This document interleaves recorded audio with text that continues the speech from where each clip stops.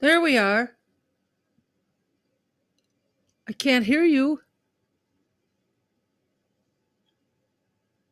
I don't hear Yeah, you. no, it's okay. I'm unmuted now. Okay. I was it was not allowing me to paste the link onto our page. Oh, did you get it? Yeah, it wound up showing up twice. In fact, so yeah, we're good. We're good. How you doing, darling? I am fine. I'm going to talk to you as I actually need to I'm share. very excited about seeing Ron. I'm glad to have Ron on today. Are you even the least bit excited to see me again, or well, is it all about Ron tonight? Okay. Of course, I'm excited. No, it's okay. Hey, did you have a hairdresser come and make your hair look a little bit like mine? I mean, I tried. I just I like it. It's got a little more poof to. Yeah. Oh my God. I was gonna wear a collared shirt tonight, but I have a t-shirt on. I'm like, you have a t-shirt. I said, you know what? I'm gonna wear a t-shirt. It's a little lighter. I got the AC working. Oh, I left my. You need to go get something. Well, I left the light in my bathroom on. I probably should turn that off, right? What's it going to do? Is it going to cost you $5? No, I'm going to leave it on. It would be leave it on. What a hot. This is very hot. Well, let me tell you the story. What a hot weekend. So, hello everybody. There's Jonathan and your dear friend Renee. And hey Renee, I got to share Frank. this.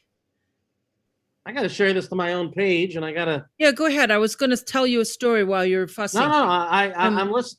I want to check out the chat myself, but do tell story time. Well, guess what happened to Kelly yesterday?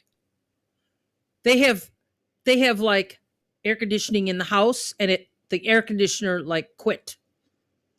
So they're sitting there in Rochester. Of course it did. Yeah, of course it did. And so they're sitting there in Rochester in 88 degrees in the house. And the guy can't come and put a whole new system in until it's not one of these noisy, ugly air window units like I have. It's a whole house. Oh my God. So it's going to cost them a fortune. But they have fans, right? Well, you know, and Aunt Linda let them borrow something for the bedroom, but I'm worried sick about my daughter. But anyway, well, as any mother would be, 88 degrees and yeah, I mean, I can't imagine. This is bad. My house isn't even my little thing here. My little thing says 77 degrees where I'm sitting, even with the air conditioning on. 77. I think I'm at like 74. That's sick. Yeah, John. What is John Knapp saying? Do your hair like mine, EC. He has one of those brims with a. Oh yeah. His picture is. I don't know. Well, I'm gonna just keep this for a little while longer because, as I told you, I do need to get it cut, and you know me, I tend to get it cut kind of short. I mean, plus you don't see the back. I mean, it's just, again, especially when it's this hot out, it's gonna feel good to just take it off. So anyway, the hair's not throwing you off too much, is it? Will you stop being so concerned? We love you. We don't care what your hair looks like. All right. Like right, Renee? Yeah, Renee, she loves the crazy hair Eric Cohen. Okay, cool. Anyhow, God, can you believe it? You were going to bring something up. Should we talk about that in a minute? Well, what was I going to bring? Oh, no, I was just going to touch on the fact that my allergies have been, driving me crazy. But I, I'm prepared. But hopefully just seeing your face will just be like, it'll just be like, fine. You're fine. Yeah. And you're inside. Being inside with the air conditioning on will help you.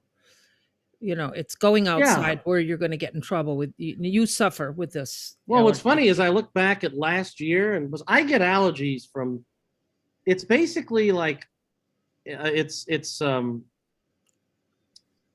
what what's the term I'm looking for? I mean, it's like they're just always on schedule. It's always like the first day of June till about the 21st day of June. And I said, let me see, we did shows last June? And Yeah, sure but you enough- had one where we called it off because you were not well. I remember that. no. No, we didn't. Hey, listen, I keep records of all of our shows. Oh, that's right. By the way, how many shows is this? I thought you'd never ask. We are welcoming you to show number 43. Da, da, da, da. Don't I wish I was 43 again? Time out with getting close to my age in a few shows. No, so I looked back last June, and we had 4 June Sundays, and we did 4 shows last June. Wow. So I did not have to say, you know what, Nance, I mean, I might have had to. I might not have sounded the best, but yeah, we did. In fact, I looked. You know who was a year ago this weekend? A year ago tomorrow, to be exact, was Ronnie Lee. I can remember that Ronnie Lee show like it was yesterday. I know it. I know yeah. it. And then Father's Day weekend last year was your dad. My dad, and this year I'll actually get to see my dad in person in a couple. That's right. You're going down. So we'll talk about all that because what was I? Oh, I was going to bring something up, and I don't know what it was. I know what you should bring up before we bring Ron on. I have to tell you, I have this gig coming up next weekend, and I'm very scared. You are. I'm scared. This is going to be your first. I haven't sang in a year and a half. Well, I sing. I practice and stuff, but it's the doing 2 or 3 tunes here with my little mic and all that stuff. Compared to doing 18 tunes. So you're legit, you're legit nervous going into. No, not nervous. I'm concerned. And for folks, I know you talked about this. Remind people where we will not have a show next Sunday because of this gig of yours. Where is it? When is it? It's at the Pleasant Beach Hotel in Fairhaven. And let's just hope it's a nice day. But if it's hot like this, I don't think it's going to be hot like this. It better not be. No, hopefully not. I can't do it. I can't do that. Anyway, all right. And then the other thing I have going on, you tell. Please. Me? Yeah. Your Kickstarter? Yeah. Well, for people who want to help Nancy out unearthing some of these incredible gems, she's got like 30. You've got 30, almost 30 of them, almost 30 original compositions. 2 of which you have given us a little listen, and you're just looking for a little financial help through your Kickstarter fund, and in fact, there's a link. People can go. People can actually go on your Facebook page, or they can go to Kickstarter. Can they just go to Kickstarter and just type in the search Nancy Kelly? Yeah. Okay. That's easy.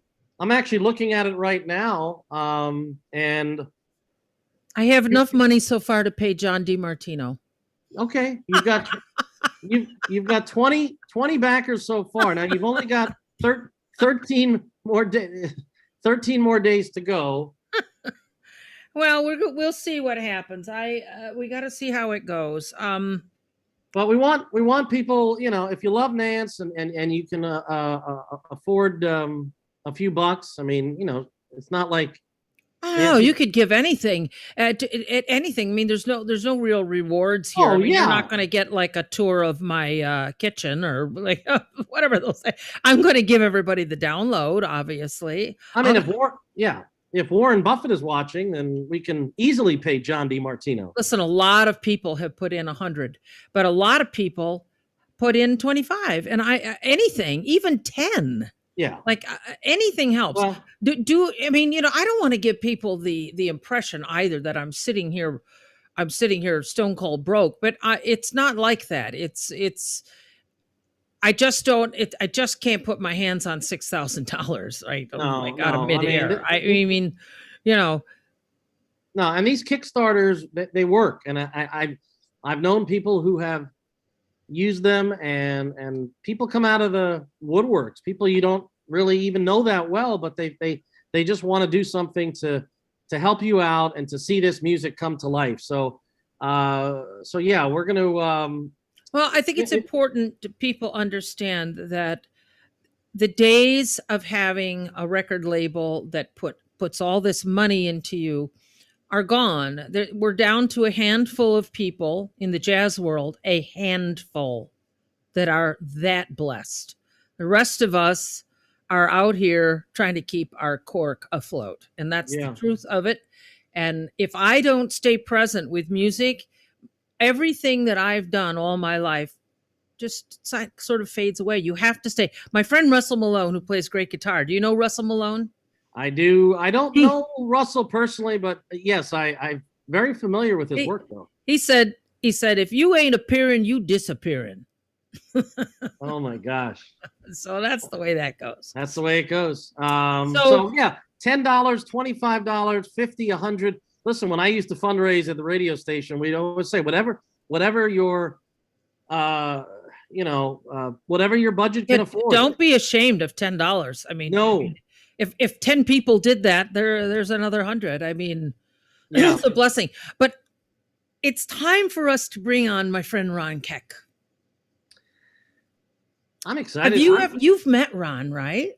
I have met Ron, but not. I've never actually worked with Ron, and I can't even recall the last time Ron and I even saw one another. But I have been to Subcat, and Ron is just beloved by this community here. And when you suggested, hey, what about having Ron? We were talking about guests and having Ron Keck on the show. Immediately, I said, I don't think so. I just, I think we could shoot. Ron, he did say that. We could shoot higher than Ron. No, honestly, he didn't say that. Wait, I'm going to bring him on. He gets the right. I don't know if Ron doesn't know my humor that well. Trust me. Oh, there we go. Oh, here I am. We hear you, dear. How you doing? How are you? Yes, we hear you, but we don't see me. All right, hold on. I just got to hit a button here. There we go. Oh, look at how comfy you are. I am.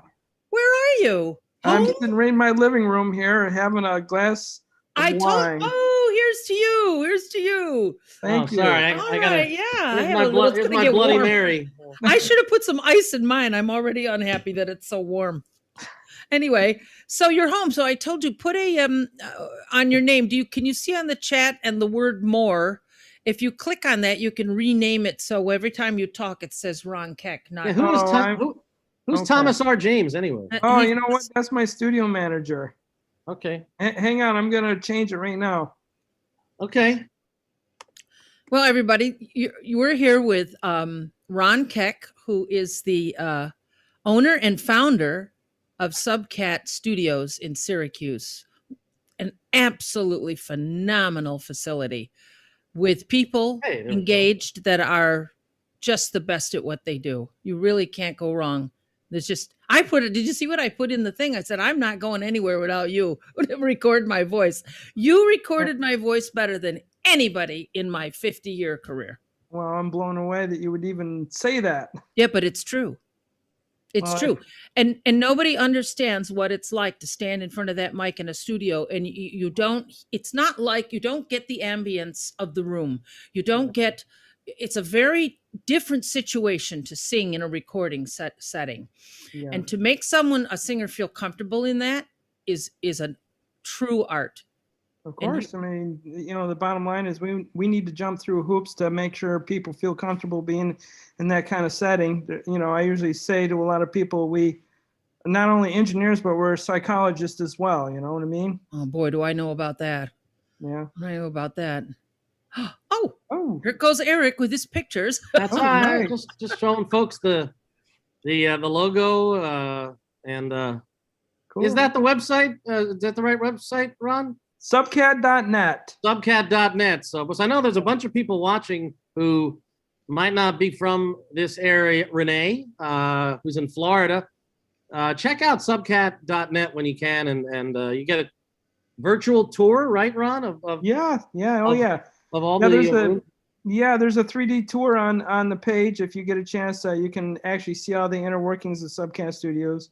You can see not only their control rooms, but you can actually see all the true inner workings. You know, the machine room, the instrument room. There's a lot more to it that meets the eye for sure. Oh boy, is there ever. So when I first met you, you had a studio in Skinny Atlas. Yes.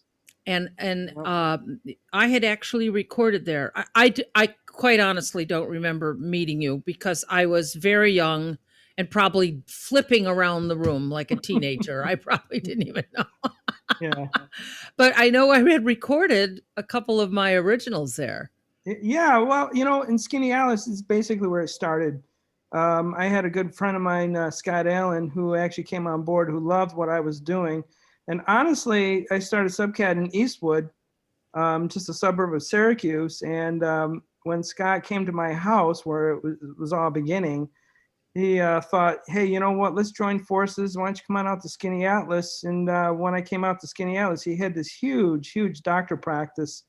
And he had a basement that was just gigantic. And he says, listen, you know what, why don't you, let's join forces. Let's put Subcat together.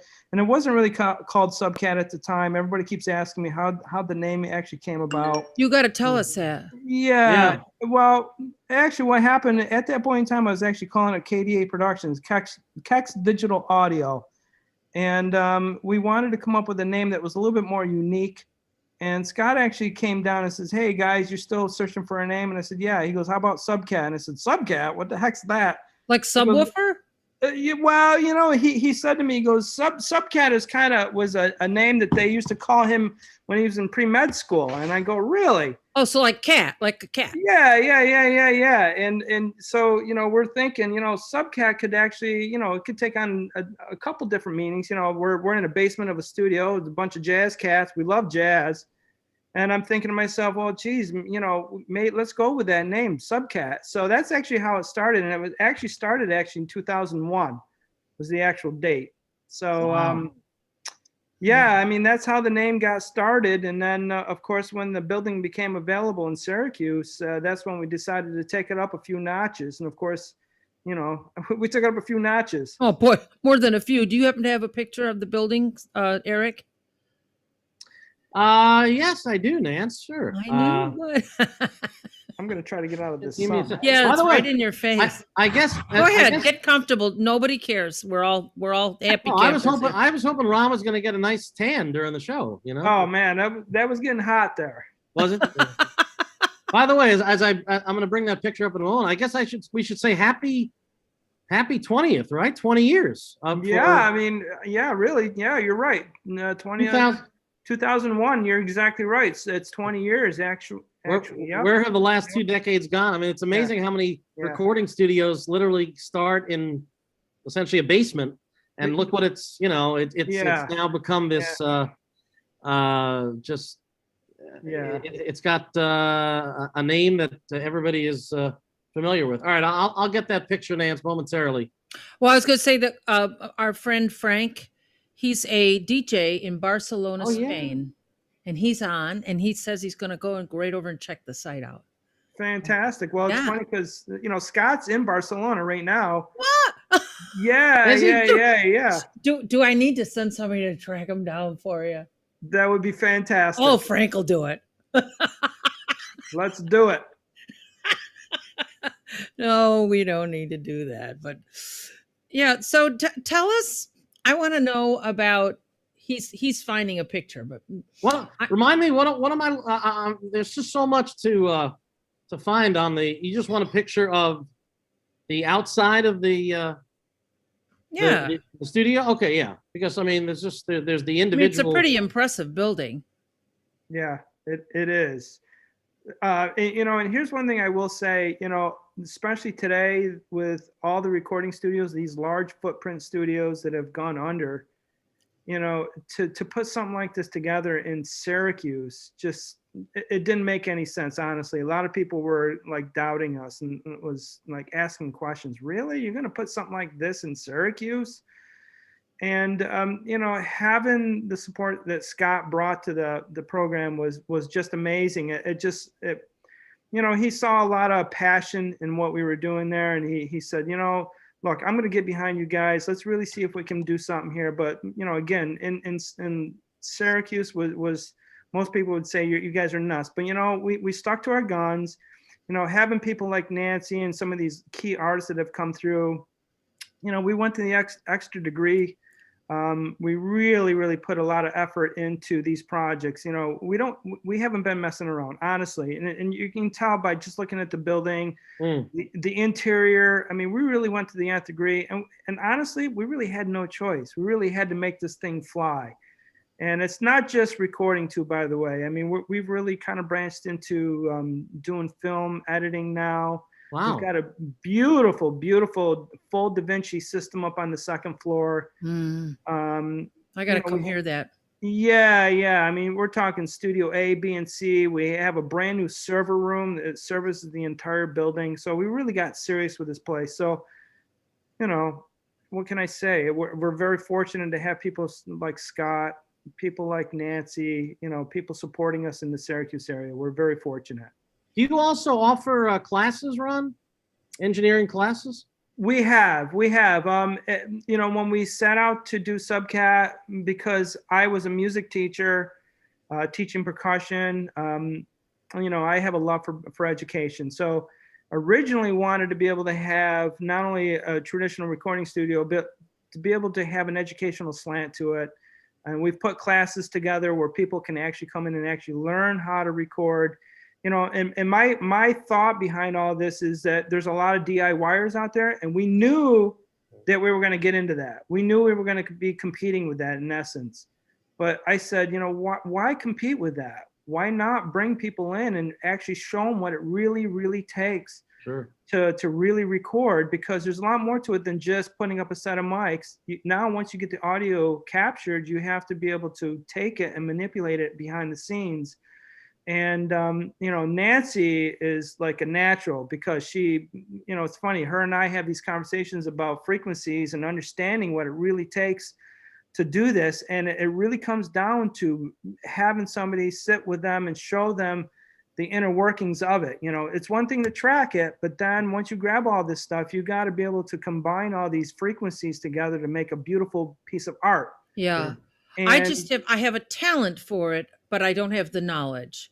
I have a little bit of knowledge. I've got Pro Tools here at home. Yeah. But I'm always writing one of you guys. What do I gotta get this happening? You know, I can't. Well, that says a lot because honestly, if you stop learning, if you stop asking, you're dead.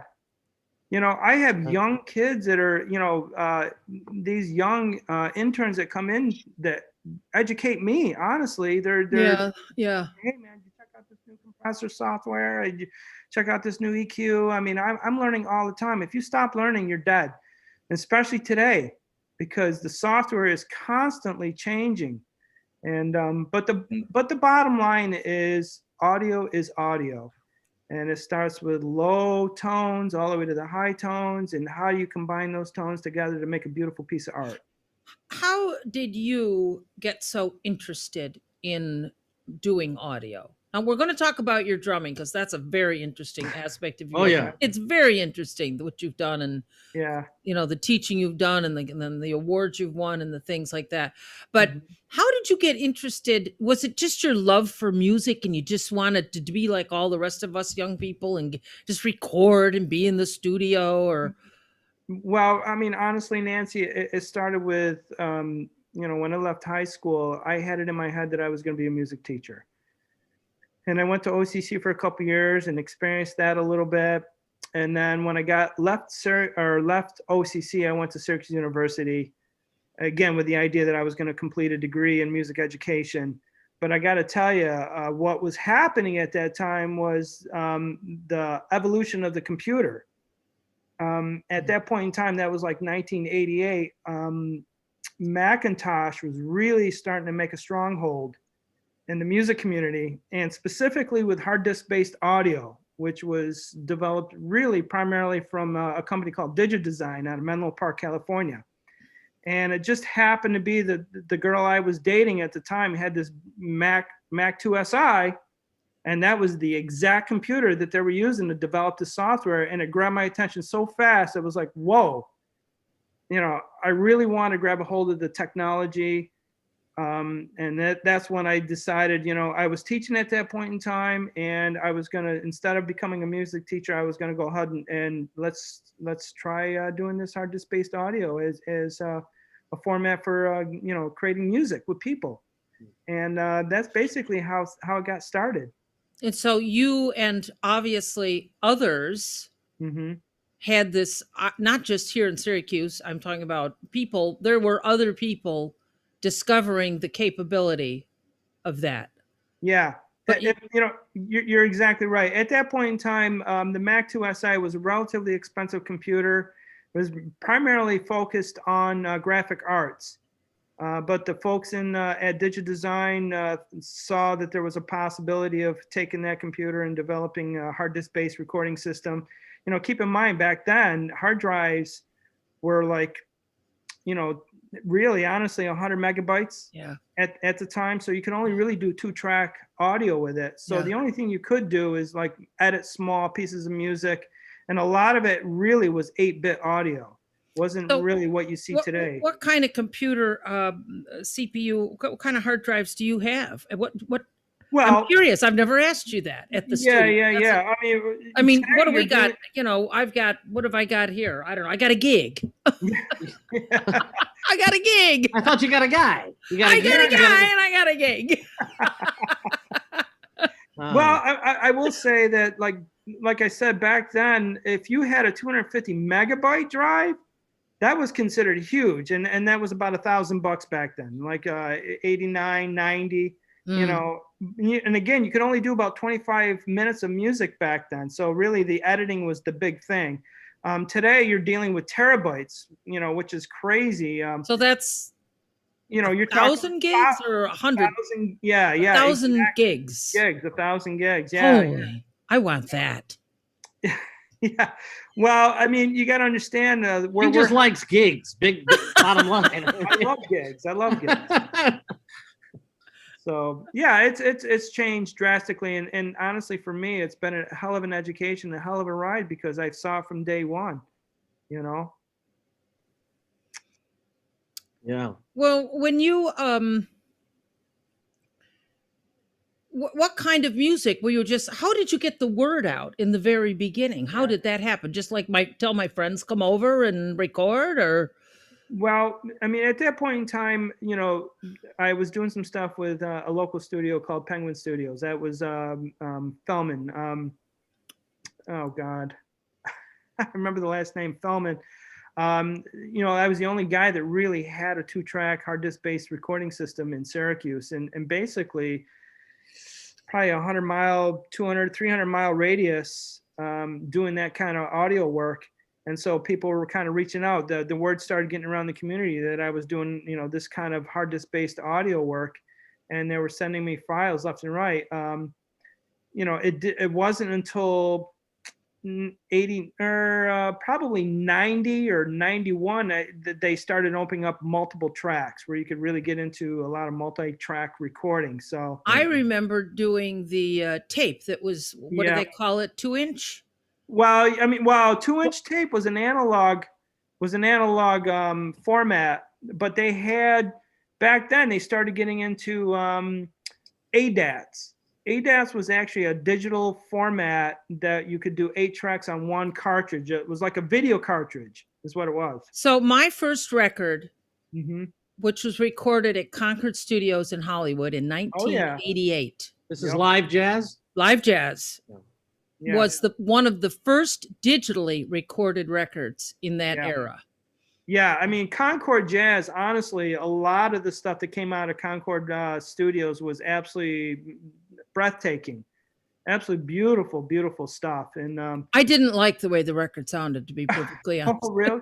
I didn't. Well, I'm going to tell you, the engineer was the guy that did all of Barbra Streisand stuff. Okay. That to me doesn't mean anything. I'm sorry. Yeah. I'm like, now I know that doesn't mean a lot, but the the person that mixed it, that's where, I mean, recording it and getting it on tape, but the person that sat there and mixed it, that's where you and I performed magic together, because Yeah. we both, and I'm not, this isn't about bragging, this is about knowing what you got and what you're selling and what you're doing. I have great ears and you have monstrous ears. The Well, things that you hear and pick up just blow my mind. I'm like, oh my God. I go, it needs to sound that they, oh, he goes, oh, you mean like this? yeah. Well, we should play something from that record. oh God, I mean, oh, there we are. oh man. I know, but this is a great picture, and I'll tell you why. We were in the middle of mixing Geese, Song for the Geese, which is a stunning piece of music. Stunning. Yeah, and I was just, as you can see, just in, look at me. I'm in a meditative state. Yeah, you're just so engaged, and Ron's got all of his toys in front of him, and well, I'm going, oh boy, I hope she likes this. Oh God, I know. Are you really? Come on. Well, she is her own toughest critic, so she is, man, no doubt about it. Well, I am a bit of a perfectionist, but all musicians are perfectionists. I'm sure you run into that, Ron. Oh God, yes. But are you a perfectionist too? I am. I'm a perfectionist when it comes to what can I do to make this thing sound wonderful for my client. I'm trying to make it so that the mixes travel. It's one thing you can sit in the studio and you can make it sound wonderful in the studio space, but honestly, to get it so it travels on a laptop or a small system or whatever the playback may be is really the trick here. And it's got to be relevant. It's got to be relevant to the best stuff out there. I mean, Nancy, how many times have we sat there and listened to, Dinah Krall, Nora Jones? I mean, it was crazy. Comparison, yeah. Yeah. And we're trying to develop new roads. We were trying to come up with breathtaking stuff at any given time. So we were trying to go beyond those recordings. And, a lot of it's, it was experimental. All right, let's try this. Can we bring the bass up a little bit more? Well, I don't know. How's that going to sound in a car? It was things like that. And, I am amazed at how many children listen to music on an iPhone. I mean, I'm talking about the speaker that's in the, I'm like, I wonder, do they even know what it feels like to have your body moved with frequencies coming out of speakers? You and I come from an era where... I'm sorry to cut you out, but I got to tell you, I had that happen to me this morning. I had some young musicians in this morning, and they're not used to hearing, wonderful hi-fi speakers, and they're in the studio, and I'm playing them back some audio, and they're blown away, and I'm like, really? It's like, because they're so used to hearing this stuff on these, off of iPhones and these earbuds. It's just it's just crazy.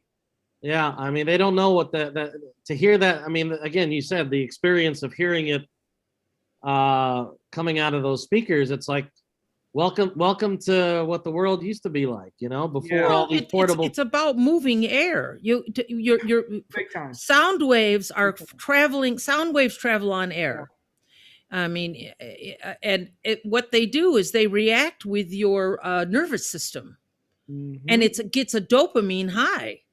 Yeah, absolutely. And honestly, that's what got me into wanting to go down. That's where I was coming around. I mean, that's the thing, I mean, I still have speakers in every room in my house. I got speakers sitting here.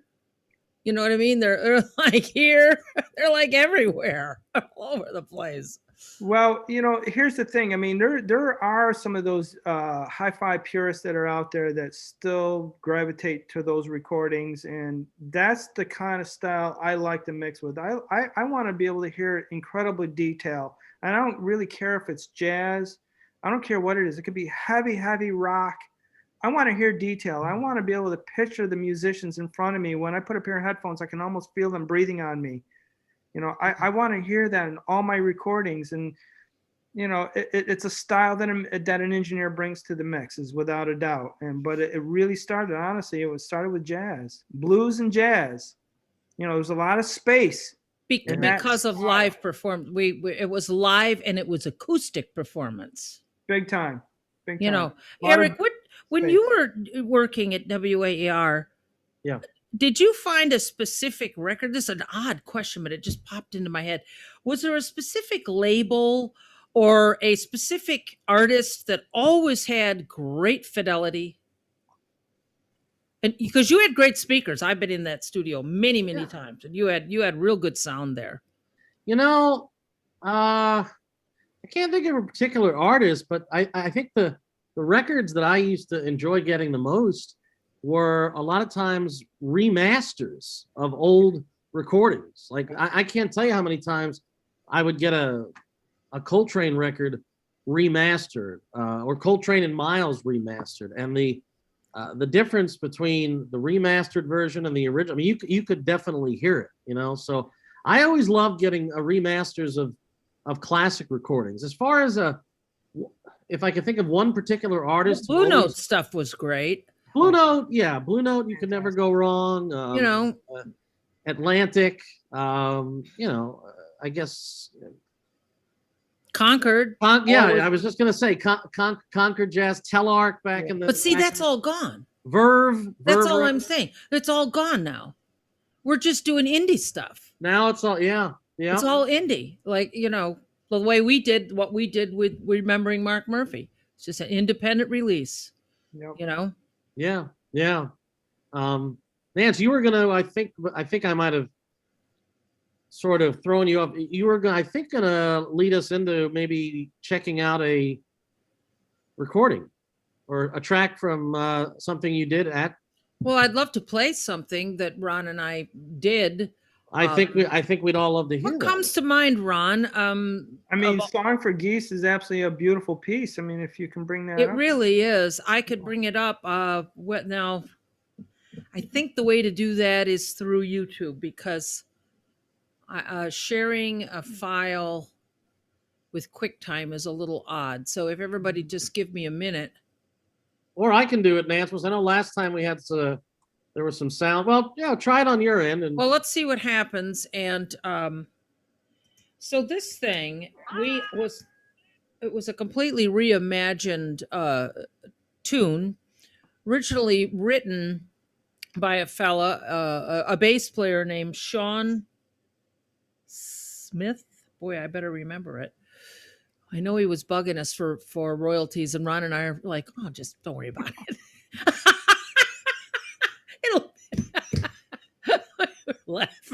We had some good laughs. Anyway. Matt well.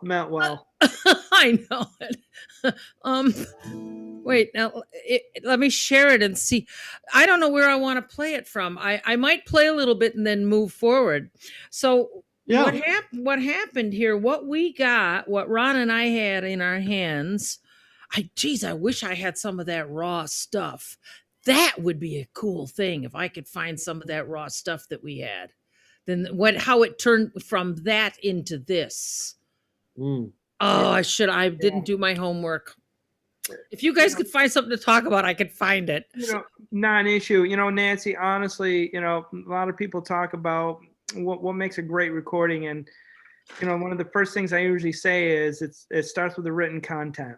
You know, you gotta have a great written song, and then once you have that under your belt, then it starts with the musicianship. You know, and what you brought to the table is you hired these guys to come in and play this, you know, this beautiful piece of music, and the arrangements were just truly outstanding. So you had great written content, you had great musicianship, and then you had a great studio down in New York that was just fabulous because they really captured the moment. Yeah. Well, all he does is jazz. Well, and it's all he does is acoustic jazz. So he knew how to capture all the instruments. He knows the mics intimately. He knows, you know, how they're going to react in their little space and all that stuff. Yeah. You know, people don't understand how all that's so important. You know, it's critical. I mean, you know, the key is getting these musicians to interact with each other. And if they don't have a good headphone mix, or if the vibe in the studio is not right, or whatever it is, it doesn't matter. You're not going to get a great performance. So again, you know, great music, written music, but the performance is critical as well as the music itself. And then, of course, at the back end of it, when you and I sat down and intimately spent an incredible amount of time putting the vocal tracks and blending the tonal balances that we wanted to create at any given time in the music, you know what I mean? I got to tell you, man, I'm so proud of that freaking record, you know? Oh yeah, it's a breathtaking, honestly. here's the fellas that played on it. Yeah. That's in the studio, right? That's down in New York. Down in New York, yeah. That studio's called Trading Eights. You'll love this, Ron. I don't know if I told you, but this kid, he's in the garage of his parents' house. He built this studio in the garage of his parents' house. Wow, He knew how to do it. Well, he had a degree. He had a degree in music. This is something I go on and on and on about. This is something I love about Ron Keck. Ron Keck is a musician. Right. He knows what is going on. If we're talking about the actual score and the chart, he knows. We had them out there. We were reading them. Yep. You know, this is why I wanted you on so bad, because I think people need to understand, not just if you're from Syracuse, no matter, you need to check out Subcat. And I'm telling you, what a great piano that we just put in up there. Finally. Beautiful. And it got completely reworked. It sounds fabulous. Yeah. Bob Lee came in and did an incredible job with our piano. I love the guy to death. And, he was there this morning getting ready for a session tomorrow. And he just, a piano technician is worth their weight in gold, honestly. But it, it took us a couple years to find a piano. Yeah. And, well, hopefully, I'm hoping to get, for me to produce these two originals, the one thing I have to have John on board. So John's on board, John DiMartino. Awesome. But there is a possibility, because I want Jimmy Johns to play vibes. So there's a possibility we could be in your place. Wow, I'd be honored, honestly. Yeah, I'm hoping so. We'll see. But anyway, so this music for this tune, I mean, let me just play a little bit of it. Just let me know if y'all can't hear it. All right. Yeah. Because I have it. Oh, I have to do this thing here. Turn off original sound. I'm not as quick as all those wonderful people you're used to working with, Ron. Not an issue. They teach me. You're quicker than most. Yeah. How about this? Can you see it, everybody? Everybody let me know if you can hear it. Yeah, audio sounds great. A child that was me saw two geese long ago on a bay at dusk. They'd arrived unannounced. A hush fell as we went wide.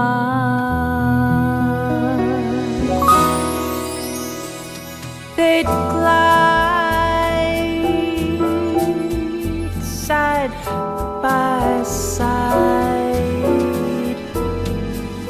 as two partners in life. We would guess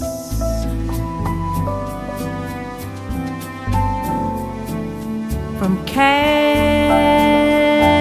space to our bay, then fly home again. You don't have to play the whole thing, but I'll start just crying. I mean, you forget. If I could show you now, John DiMartino did the that's all synthesized violins and the cellos, and then Ron and I mixed all that. He just sent us the files and we decided where it came in. So he played throughout, but we decide it belongs here. It doesn't belong all here. Those are the things that people, when they're mixing, make or break a record. Oh yeah. Yeah, I mean, I kind of remember us talking about, tone, again, I'm going to have to resort back to tonality balance. Any given time throughout the song, there's going to be a moment in time where, an instrument comes in and plays a solo lick, and you got to think about, all right, how do we want to make that instrument sound its best at that point in time? Do we have to take away from another instrument to make that instrument sound really good at that point in time? And we do. And we did, honestly, and those are the kinds of details that we got into with this record in particular. But that to me is the key. You really want to give priority to whatever it is at one given time throughout the song. And whether it's the voice, the singing voice, or it's a solo instrument, or whatever it is. And that to me is the key. So that's going to the nth degree. That's automating an EQ to make it sound wonderful at that moment in time. Then we picked it apart like a couple of old hens in the barnyard. We were out of our minds because there was a point with this record, and you'll agree with this, Eric, because I remember handing it to you for the first time. Were you still with AER when this was released? I think you were. I can't hear you. I had muted myself to enjoy your record. Oh, Sorry. thank you. I left in May of 2017. So when was the record? Oh no, this was just recently. But yeah, so sadly, I never got a chance to play this music on the radio station, but a lot of radio stations did. So there was a moment where Ron and I, like, we were mixing away, and Ron and I just said, "Oh, we got to take some time here. We're not just going to rush through this." Yeah. And it was worth our trouble. Not, unfortunately, the business is the business is in a shape that it is now. Everything has changed. Ron and I have both watched the music industry morph from one thing into a total other thing. Yeah. It's what's your take on that, Ron? How do you, when you first started out, CDs were everything, and now it's like they don't even mean much anymore. No, they don't. But here's the thing: a CD is still a tangible item, and we do have musicians that come in that still want to have some CDs, but not at the degree that they used to have. Because a lot of times, 8, 9, 10 years ago, they were coming in, they were actually wanting to get 1,000 CDs. Now today, if they come in and they get 25 CDs, that's considered a lot. But they still want a CD because there is a tangible item there, and they can hold it in their hand, and they can turn around like an album. They can turn around and can read. I sell them. I came in the other day and picked up 50. Yeah. I'll sell them. I got a bunch of gigs. They'll be gone. Yeah, you see that, but the business world has changed drastically. We're still trying to get our heads wrapped around it. And, honestly, when we talked about having Nancy on Subcat Records, honestly, Subcat Records is really not a traditional CD label or a music label by any stretch of the imagination. But, we're trying to come up with something that's unique as it relates to what can a label really do for an artist. And, honestly, you've done well with Taz. You've done really well. Well, keep in mind, Taz is in a situation where he's the one that actually said to me, he goes, "Ron, how about," because he was on Vistone Records, he was on a major label, and he was going to leave the label, and he says, "Ron, I really want to still have some kind of label attached to my name. How about Subcat Records?" And I kind of like, man, I had Subcat Records years ago, and I didn't want to go down that path anymore. And he's the one that kind of opened up the door and said, "Hey, man, let's try Subcat Records." Taz Cruz under Subcat Records. And then I got to thinking, I'm going, Jesus, maybe if Nancy would be willing to jump on that. So Nancy came on board, and the thing, it's embarrassing for me because I want to be able to do way more for the artist, when it comes to them being on Subcat Records. I just, jury's still out with that. We're still trying to figure that out, honestly. What can we really do? Do we try to get them gigs? Do we, come up with management side of it? Do we, what can we really do? Well, there's a lot. I mean, there was some very unfortunate. We don't need, neither one of us need to go down that road. It has nothing to do with you or I. It's just where there's Taz. Oh, he's fabulous. I should play some Taz. He's just fabulous. Didn't Taz won another Sammy this year? He's my age too. You got the seasoned people. Well, they're musicians. They're the guys that are in the trenches, and that's the thing. I get a lot of people that are asking me, "Hey, man, I really want to be on Subcat Records," and it's like, really? But they're young musicians, and I'm saying to myself, unless you're really in the trenches or going out there, it just doesn't make a lot of sense for me. He really goes all over the place. I do some, but I mean, not as much as Taz. He gets out there. Taz he'll take 2 or 3 goofy gigs just to get to that big one. well, absolutely. He's He's absolutely in the trenches doing it, But I don't know. We'll see where Subcat Records goes. I don't really consider us a real label, and it's embarrassing for me to say that, but no, it's not. It's not. You saved my booty. I went through a lot. There's Irv. Yeah, this is a terrific organization. Yeah. Live, just seeing that stamp, live at Subcat Studios. Well, listen, I got to tell you, man, one of the best performances we had was when Nancy came in and did a live thing. I think I was stunned. I think all of us in the control room were like, what? It was, I mean, honestly, Nancy, I mean, and we still have that. I got to tell you, that was an incredible performance, and you really had to perform because you couldn't get around it. Joe Corello goes, I loved watching you perform for the virtual audience. Yes. You were going to come, but that was the, you were having, oh, no, we were worried about COVID. Yeah, we were worried about COVID. Yeah. You were going to come. I got to get a link. I was hoping somebody. we could hear something. Could we hear something from? Do we have the video? I don't. Wait. Do you want to play something from that? Well, we have. It'll show you. Here's the thing. Let me say. I'll find it. Do you want to find it, Eric? Boy, if you guys play, I Got the World on a String. Just play the opener. That would be great. Here's the thing, man.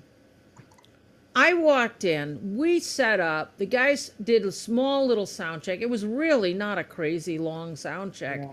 I picked up that mic. I actually had my Neumann, which is right here. Yep. And it's a little hard to record, to do live, anything with a handheld mic because you're going to pick up a lot of noise. But we did really well. We didn't have it. The sound in my headset was as good as it gets. That's why I could perform the way I did. That's why I have nothing but just glowing things to say about Ron Keck. Oh, man, you're embarrassing me. I hope so. You're damn good at what you do, man. You are really good, and more people need to be getting their booty over there. Oh, I appreciate that, Nancy. Well, we're going to talk about the whole film thing that you had a vision. We're going to talk about that, too. But I got to... Did you find that by any chance? Yeah, I did, but I don't know if it's individual clips. I found. We can just play the first clip. Just play the first little bit, and we'll. So. Oh, yeah. Have you got the sound shared and everything? I think so. Here it is, and we're got live. it? Can you hear it? 1, 2. Listen to that reverb, my reverb, baby.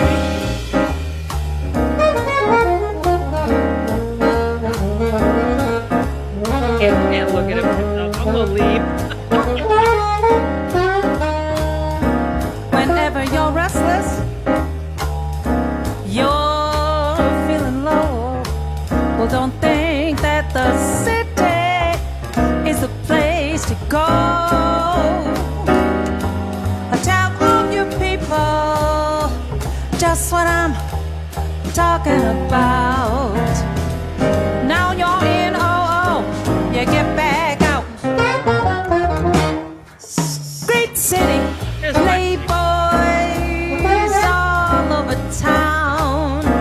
Help build your hopes up. Lord, they're gonna get you down. You can Look at Joey. Well, they'll leave you with nothing talking about. Now you're in, There you you go. get back Get that down. off. You can- Yeah, that's Great, good. great city. Look at Jimmy with that headset. I know. I feel like because Ron is a drummer himself, but do you always set the drummers up first, Ron? Is that Yeah. I do. I have a certain routine that I go through, and it Oh, you starts- do? Okay. I do. It starts with the drums, believe it or not. Yeah. It does. Oh. Well, that's that. You know, for me, I have a saying: no drummer, no band. Oh, big time. That's my saying. Jimmy John's is minimal of waste and time. He does exactly what needs to happen and only that. He doesn't throw in all this other stuff behind me and get in my way. And it's just so clean. It's so Now, clean. did Jimmy say anything about having to wear the headphones? Yeah, we all made fun of him. We all, We all made fun of him. So, oh man. so a little By tech. the way, that's just Oh, there's a beautiful picture. Yeah. that's Look the at that. room that Nancy was in, right? Oh yeah, that's we call that Subcat Live A is what that is. Subcat Live A, yeah. Yeah. Yeah, just a beautiful room, and the sunlight coming in from outside. So I just want to give people an idea of heck of a drum kit too. Those are lights, my Anyway, love, go ahead, but Lauren. that's okay. Yeah, Those are lights. those are Oh, lights. I thought that was like it looks like a ray of sun coming in from the outside. Okay, my bad. It So does. tell- Oh, darn it, we got away from the picture.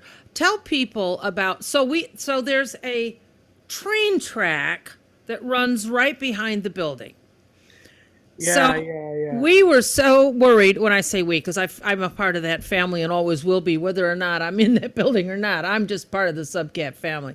So he was worried about that train track creating low frequency vibration to interrupt the recording process. So tell people what you did. Well, Really? Well, first of all, I got to tell you, when we talked about moving back to Syracuse, that building became available. And when Scott says, "Oh, why don't you come out and check this building out?" When I was in that building, we sat there looking around and going, "Yeah, this is a possibility. We got to knock out some few walls." And all of a sudden, a train went by and shook the entire building. Timing. I mean, it was crazy. It was like a rumble. It was just nuts. And I looked at Scott and said, "Scott, we cannot possibly put a recording studio here. It would destroy everything we were trying to do." And he goes, "Well, how do we get around that?" I said, "We're going to have to hire some an acoustician to come in here and really analyze what's going on here, because that's outside, outdoor airborne noise that's just penetrating the building. You couldn't possibly put a recording studio and come up with real high-end recordings." And this company came in here and just was awesome. And they came up with a whole plan. It was a 2-year design and a 2-year build out. It took 4 years totally to make this whole thing happen. We had to literally float a good chunk of the building.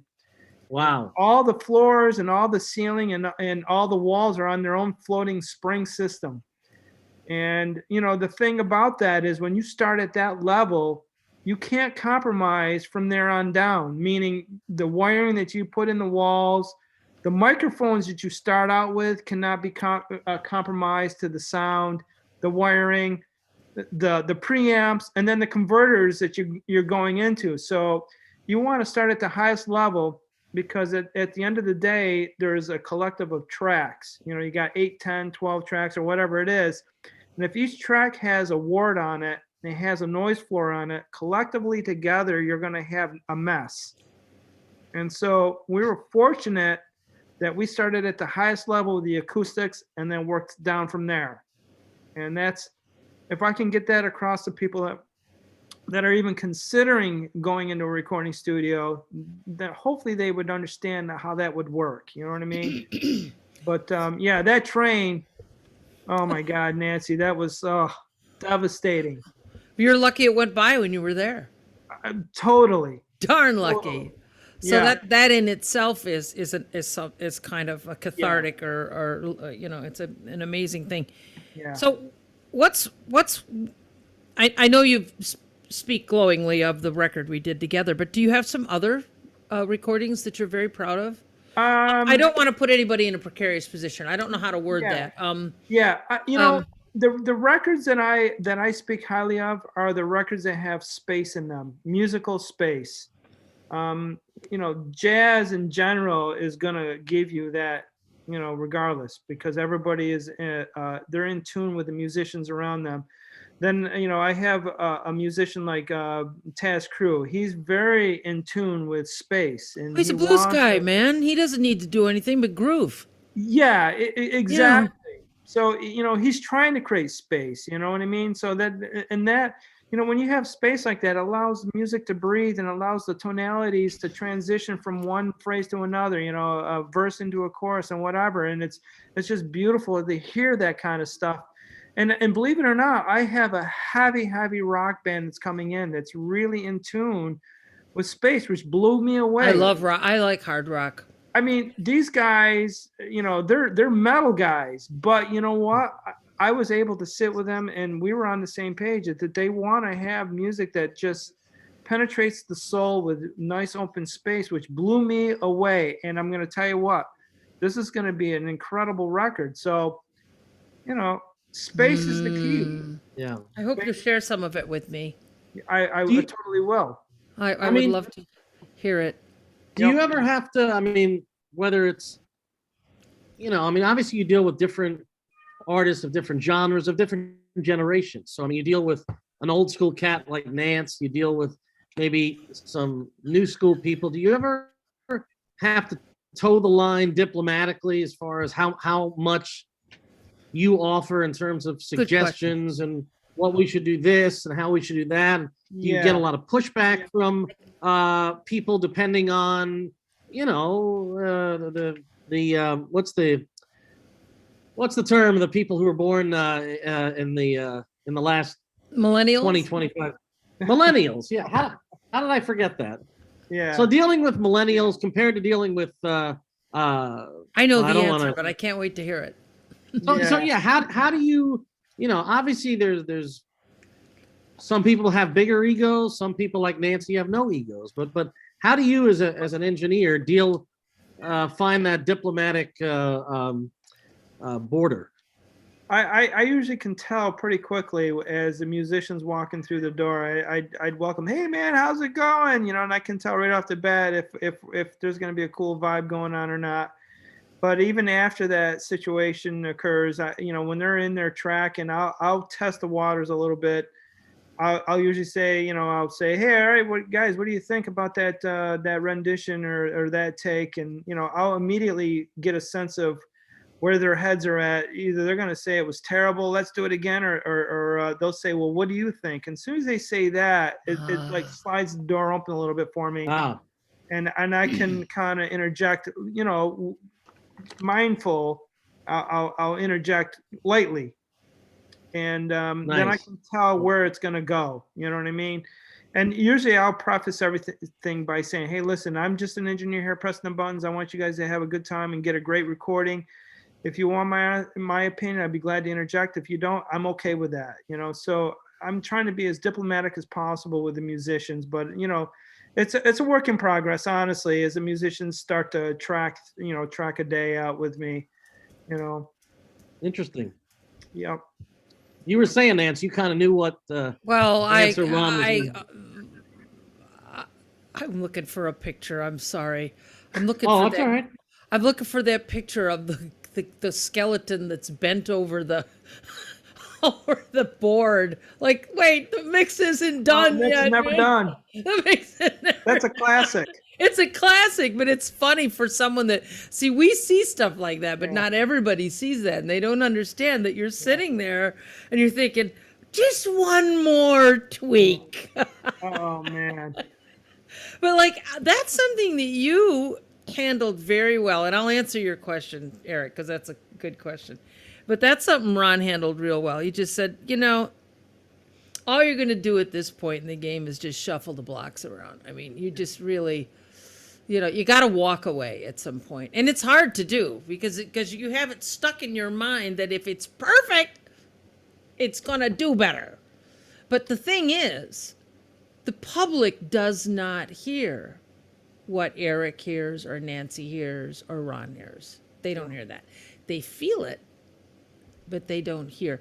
Do you find that it's become academic to listen to recordings? Do you listen to music ever, having working in it all day? Boy, for me, it's tough, honestly, Nancy. When I get done, I do in most cases lately, anyways, which is I'm thankful. We've been doing 12-hour days, 13-hour days. Ooh. When I'm driving home, I don't want to hear anything, literally nothing. I'm sorry, baby. So it's tough. It's tough. Is that your kitty or mine? That's my kitty. Oh, My I was kitty's wondering. upstairs. She's sitting in the heat. I don't know why she won't come down. Let's see. Hey, Oh, it's the kitty portion of our show. what a beautiful cat. Is that a fella? It is Max. He's a handsome man. Max. Max. Hey, Max. Max has got a little Maine Coon in him. Yep, exactly. So does my kitty. I wish she'd come down. I don't know. So your question, you said something, that was a great conversation we were on about having, what did you say, Eric, about Just in terms of people, how diplomatic to, how much you should interject or how much input you should offer, but ultimately it's the job of the producer or the musician to, if they want to have the final say, I guess it's their right. And so how do you toe the line? well, Of being it's, too diplomatic or, I just find very simply, the better the musician, the less ego they have. Because the better you get and the deeper you get into the space that's closer to God, if you will, the more you realize you need to know. Yep. And it's always Well said. that way. And so I'm always willing to listen. Please tell me. I want to learn. If you think you have nothing to learn, that's when Ron has his work cut out for him. That's when he's got to sit there and tread lightly. Yeah. Yeah, big time. Absolutely. Big- I mean, I guess it's a question we have to ask, Ron, but March 2020 until fairly recently with the pandemic, what was life like? what for was you it like? Normally having a studio that is just, just in a busy day after day after day, and then everything all of a sudden it's like everything changed. How did COVID affect Subcat? Well, it was crazy because when they announced that they wanted all the the businesses, non-essential businesses, which we were part of that, obviously, Sure. to shut down, it was like, boom, the lights were out immediately. And it was like, I had to sit with our staff, TJ, myself, and Cody, and we had to figure out, okay, what are we going to do? Can we really, there was really nothing we were going to do other than let's look internal and figure out how we can make Subcat stronger by make our infrastructure stronger. So we sat down and we put a list together of what can we do to enhance Subcat when we're not working, meaning Right. Can we change out some wiring? Can we change out some components? Can we change? Excellent. Yeah. Can we enhance our business practices? Those kinds of things. So that's where we really put our focus. And unfortunately, we didn't have the work coming through, but fortunately, we were able to really change the infrastructure of Subcat, and we had done so, really. I mean, Nancy, I know you haven't been in the studio space, but I think if you walk through, you're going to notice a huge difference visually, and you're going to notice a big difference from a business standpoint. We changed a lot of things around. We hired a young girl to come in to help do the marketing as it relates to social media. We changed how we do our business practice. We changed a lot of wiring. We changed a lot of components. So, you know, and the other thing that really happened, honestly, with the COVID was that it forced a lot of people to become more virtual. So we had to figure out how we were going to deal with that. So what we did was we ran Cat 8 that would allow us to do 4K shooting in the studio. Wow. And that was awesome because now we had groups that could come in and shoot incredible video footage that nobody else was shooting at that point in time. And you know, it got a good handle on how to get it out virtually. And we bought equipment that would allow us to have Cody to do some switching on the fly. He's got a beautiful studio that we enhanced downstairs to be able to do. It's unbelievable. The last time I saw it. Yeah. He did a whole 3-camera shoot on my live thing. Yeah. Camera that was an just 8-camera moving. shoot. Oh my God, it was beautiful. Yep, and now we're able to do. We have automated camera jibs that are motorized jibs that allow him to statically place these units in the studio, and he can controls them downstairs, and it's all 4K. It's all 4K content. So now it's a matter of getting the internet to come up to snuff to be able to regenerate 4K stuff. You know? Yeah. Well, okay. So now there's all this talk about 5K. I don't hear, you know, honestly, I don't know much about the 5K side of it. I know 4K is a big target for most people. They're trying to go after the 4K stuff. Yeah. And to shoot 4K raw is crazy. You really have to. They're so huge. It's huge data. They're huge. Yeah, it's huge data, and you got to be able to move the data fast. Is there a video that we could have Eric search for us and see what you've been doing lately? You know, unfortunately, the internet is not up to snuff of showing true 4K stuff. A lot of this stuff gets compressed down to 720 or whatever it is. So unfortunately, you know, like I said, we're way ahead of the game. And it's going to happen. It's going to happen that the video side of it is going to come up to that kind of speed. You know, they're going to have that kind of bandwidth. It's just a matter of time. Well, wait a minute. Actually, I did find something. Okay. I did find something that I believe is 5K. Let me just. What? Wow. Yeah. Hang on one sec, Chris. The ad has got to play here. But Oh, I pay for that. I write that off for my studio. It's You do? $11 a month to keep that from happening, but it's worth it. No, because I'm trying to teach a lesson, and then we're looking at people selling bathing suits or something. Who knows? Yep. We'll be done at 8:30. You're almost getting through it there, Ron. Non-issue. Are you happy? Oh, God. Maybe this is not 5K. I don't know. This might be 1K. Oh man. Yeah. Woo! Look at your wrists. Fluid. Does it? You knew we were gonna dig this up. This No. is you came in first place for this. Yes. A couple times. We'll let it go.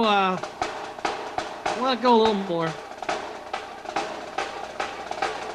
Oh, I have so many questions.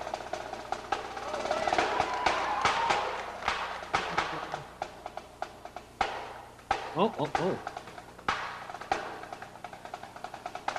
Woo! Oh wait, I think I just.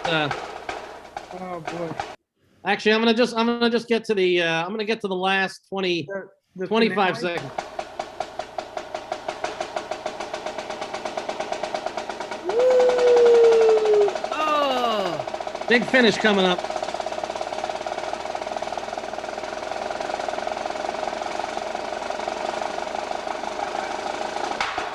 Woo!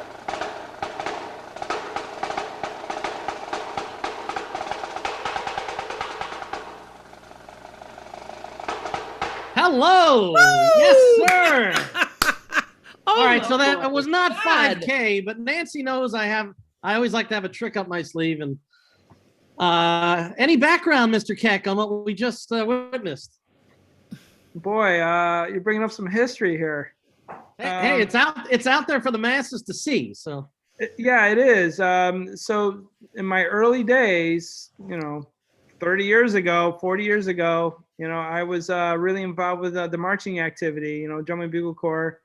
And, I taught a lot of those groups, but at that point in time, I was a snare drummer. I mean, the bottom line was I was playing in these drum corps, and, they used to have these competitions, and I got, really involved with them. And I started, doing my due diligence and really working hard to become a really, really good snare drummer. How old were you there? At that point in time, that was like, I was probably 23. Wow. I think I was 23. oh my. And so they used to have these world competitions along with the drum corps competitions. And, I entered a handful of them.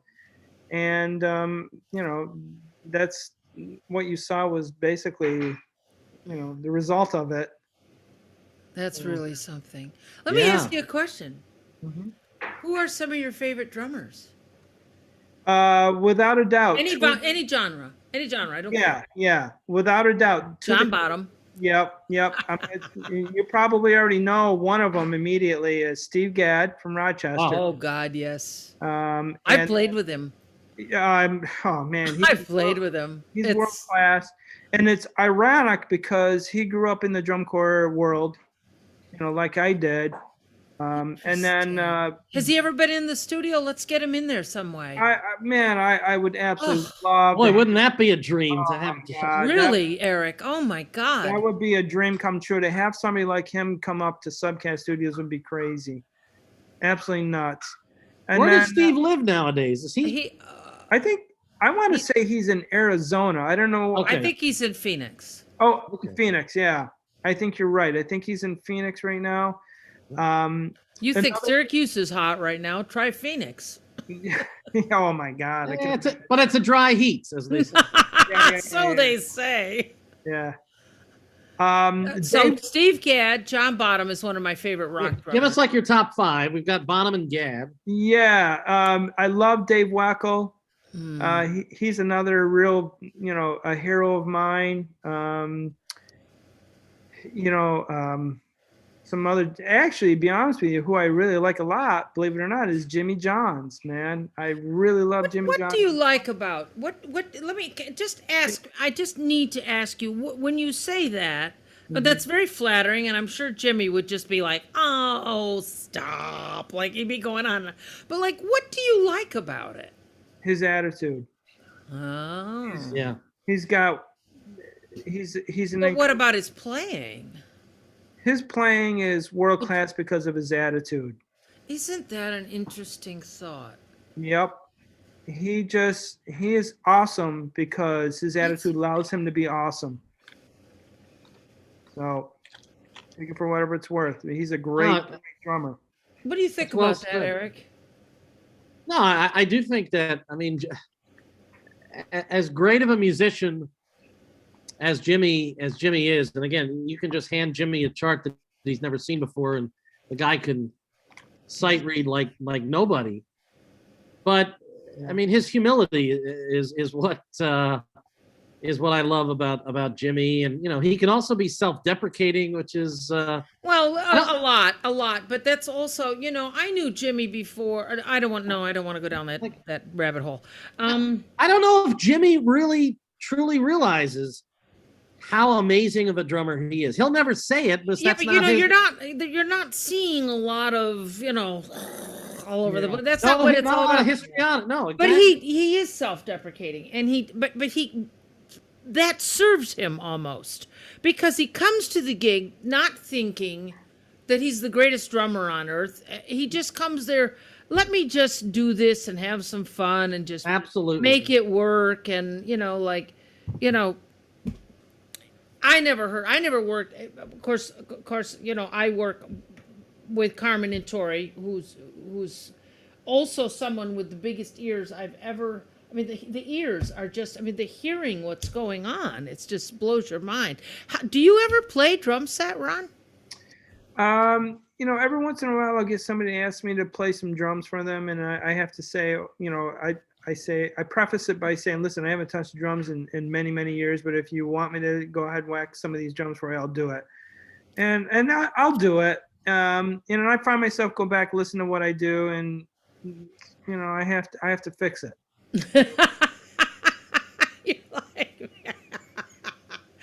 We know how to fix it. We do. We have Pro Tools. I just recorded a thing I'm doing a live Facebook show out of Queens, Flushing's Queens, and I'm one of the guests, and I you'll love this, Ron. I re-recorded here with my iPhone. You gave me all my tracks with no vocals. So I re-recorded Red Clay. Wow. With my iPhone. And then I put I'm sorry, Eric. We're talking shop and we can't. Why are you sorry? I love when you talk shop. So I put the wave in of Red Clay, no vocals. Then I put the iTunes video and in Final Cut, and I had to line it all up, but I had to fix some notes, Ron. I fixed a couple notes. Well, you're in tune with that. And that's the thing. That's the look at the bottom line is this: there's tools out there to be used. But I use that elastic thing in Pro Tools. I don't have, Yeah, but what I'm getting at is I don't care what tool it is. It's out there. There's a ton of tools out there. You need to be able to understand how to use them. That means you got to have some music capabilities. And this is the thing that I argue with when these engineers that come into the studio. They have no musical background. They know how to twist knobs and they know how to set up a microphone. But it goes way beyond that. You got to be able to musically make a decision as to, do we move the track a little forward? Do we move the snare drum a little back? Do you hear that? You got to have musicianship to be able to use those tools. And that's why it drives me nuts when these musicians, or not musicians, but engineers that come to me, they have no musical training. I don't know, man. It's very frustrating. Yeah. It's frustrating. I don't, they're going to be able to twist some knobs and they'll be able to set up mics and get a session up and we're going. But to truly be beneficial, go learn the music, go learn how to play an instrument. Yeah. Yeah. I one of the first questions I ask my students is what do you play? And when they tell me ukulele, I'm like, oh boy. Yeah, I mean, at least that's a start. You got your melodics and you got your non-melodics. Obviously, I dealt with non-melodic instrument. Although when I was in college, I had to learn how to I don't agree with that. I think the drums are very melodic. I had to learn how to play trumpet. I had to do all my method courses. Okay, but I also was involved with playing marimba too. So I had some melodic training. It wasn't just non-melodic instruments by any stretch of the imagination. And it plays a huge role in what I do today at Subcat. Well, we're getting close to the end of our time. I wanted to just touch a little bit on what you're doing and how your vision is and what's going on in Syracuse, because we have a little fun upsurge of the film community coming to Syracuse, New York. So I wondered if you'd just tell our audience a little bit about that, and because I don't think people realize what's going on here. There's kind of something kind of cool going on. Great question. Yeah. I mean, so about 4 or 5 years ago, New York State has come up with some funding to be able to entice movie companies, film producers, whatever, to want to come up to upstate New York or New York State in general, but primarily upstate New York, to be able to shoot featured films. Some of them are full featured, some of them are just small festival films. But the little documentaries and yes, yep. Some documentaries, docudramas, and what has happened is they're up here shooting, but at the end of the day, they have to take all that content and take it either back to LA or New York and further process the content. And what's happened is that there's a void there. and that is there's not an infrastructure to be able to accommodate the post-production side of things. And so I had it in my head, here we have this beautiful recording studio. Why not do post audio work for these films at a high level? We have the facility, and it goes beyond that. It's not just having the facility to do high audio, but also to do, we have the space up on that second floor to be able to develop a space to do color grading and film editing. Now, color grading is interesting because it relates like it does to EQing audio. I knew you were going to say that. Yeah, I mean, it's you're basically EQing color is what you're doing. Well, the input, it doesn't matter whether it's audio or visual. Yeah. It still has the same reaction on the sensory system of the body. And if you don't get those colors right, you're going to push someone away. Big time. And and we have a saying, the audio's got to travel. It's got to go from one system to another system. Well, it's the same thing with color film. It's got to translate from the small screen to the large screen to a home, screen that people are going to consume that at. You know what I mean? So, we have a beautiful color grading room that we just put together. And I mean, it's got a full-blown Da Vinci system in there, latest equipment. I mean, serious. So how are you getting the word out to these people? How are you going to reach them? Yeah, we have. So Eric Vinyl is the film commissioner in Syracuse, and he's been getting the word out. We've been doing some social media work, letting people know that Subcat has become more than just a recording studio. In fact, that's kind of in our saying, more than a recording studio. Yes. And we're getting the word out finally to get people to kind of recognize that we do have a full-blown editing, a post-production facility. It's not just a recording studio, but it's a full, post-production facility to accommodate their needs. So it's going to take time. But when you think something and you create it, it then becomes. Yep. And you're in the creation stage with this. Yep. But it will become, because I know. I'm so excited about what you're doing over there. Well, I appreciate it. I'm very happy that you could join us today. Do you have any closing remarks there, Mr. Cohen? Well, I just love the fact, people have always thanked me over the years when I was in radio for, Eric, we love your support of local music. And, I've always been a proponent and a supporter of local blues and jazz and all types of music. But when it comes to supporting local music, to me, the two names that pop into my head right away are Dave Frisina and Ron Keck, for what Dave does on his radio programs. Yeah, he's a great guy, yeah. With Soundcheck.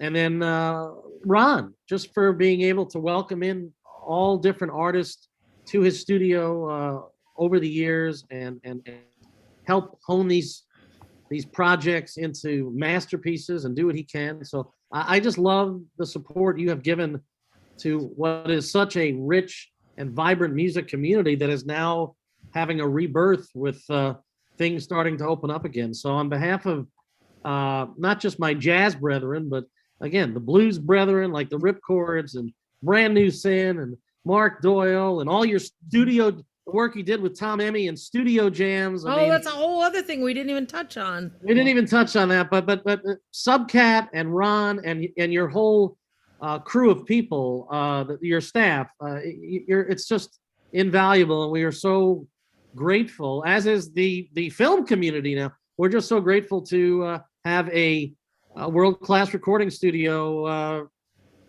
in downtown Syracuse. And thanks for all you have done and all that you will continue to do as things continue to evolve. So thanks, Ron. I appreciate it. Thank you. I hope you had as much fun as we did tonight. Oh, and as you did you have fun? Oh, this was awesome, man. I'll do it at any time. And I gotta say, as usual, we end the show with always a picture that you never expect to see. Here we go. Look out, Eric. What do you got? Well, what people need to know is that there is more than one Keck. Oh, you're a twin, Ron, correct? I am. Oh my gosh! I By can the way, go look on. at the shirt. Look, you can tell which one is Ron because of the shirt, you know. But your brother not involved in engineering at all, or No, but he was a trumpet player. Oh my! oh, was he? Yes. Yeah, no, I saw this picture. I said, look at the Kecks, you know. I mean, God. it's a Keck of a picture, Ron. Oh, That is awesome. sorry. Where'd you Yeah, grow so- up? Where are you from? Well, I grew up in Verona. I went to VBS. Yep. Oh, great. Fantastic. So now the Well, twin thing. Do you two like finish each other's sentences, or is that just some sort of? No, I mean we have this. No, we have the same ideas. I mean, we're always thinking we're thinking alike. Obviously, you know, he's a pilot right now. He flies corporate jets. Wow! Now Yep. I know where that picture came from of the corporate jet. You got it. You got it. Yeah. oh man. Well, this has Well- been an absolute ball, and I really hope, and we get a lot of rewatches, you know, because people are busy watching Mayor at Easttown right now. And I also want to say, Ron. I also want to say, and I did drop Dave's name. Outstanding job with the Sammy Awards this year, which of course this past yes. March Thank you. Yes, they were not held at. Of course, last year I think the Sammys were held right before everything was shut down. It was held at the Palace Theater, which is where it has been its home. This year they didn't have it at the Palace, but the show still went on, and Dave did it live from Subcat, and there were some recordings that were mixed in that had been, I guess some of it had been pre-recorded, and I know Dave could not have pulled that off without your help, and I watched the entire stream of it, and you pulled it off brilliantly. So Well, thank you. Yeah, we had a great team that night. yeah. So hopefully, fingers crossed. As much as we love Subcat, maybe next year the Sammys will be back to you know, a live audience at you know, and back to the way it used to be. But it was nice that you and Dave and the Sammys committee were able to acknowledge the you know, some of our great musicians here in this area. So Great. thanks. Yeah. Thank oh you. boy. Thank you. Well, What a treat. what a treat. Thank you. Have a lovely rest of your evening. I know you're Yes. going to be right back in that studio tomorrow morning. Oh, I'm going to go get another one. Oh, she's already done. Yeah, she's already done. And thanks for introducing us to Max. Absolutely. Yes. And I definitely owe you a visit sometime, Ron, at the studio. That'll be great. Look forward to seeing you in person again. Okay. Thank you. All right, Ron. All right. And Nance, next week, good luck with your Oh. gig. Thank you. And don't forget to check out Nancy's Kickstarter. You can find it. You put a link in the chat, I believe, right, Nance? Uh-huh. As Ron has left us. That's okay. Okay. So Good night. there's a link in the chat, but people can also go to your Facebook page and let's raise some money for my gal Nancy Kelly. Thank So, you. I need the help. All right. All right, my dear. Well, I'll listen, see you. this has been fun. We're gonna take a 2-week break. You're working next Sunday. I'll be home for Father's Day, and then we will return on the final Sunday of June. And we wish everybody a happy summer. Stay cool, stay safe, and we love you all. And I love you, Nance. I love you too, Eric. See you soon. All right. Take care. Great show. Take care. Bye-bye.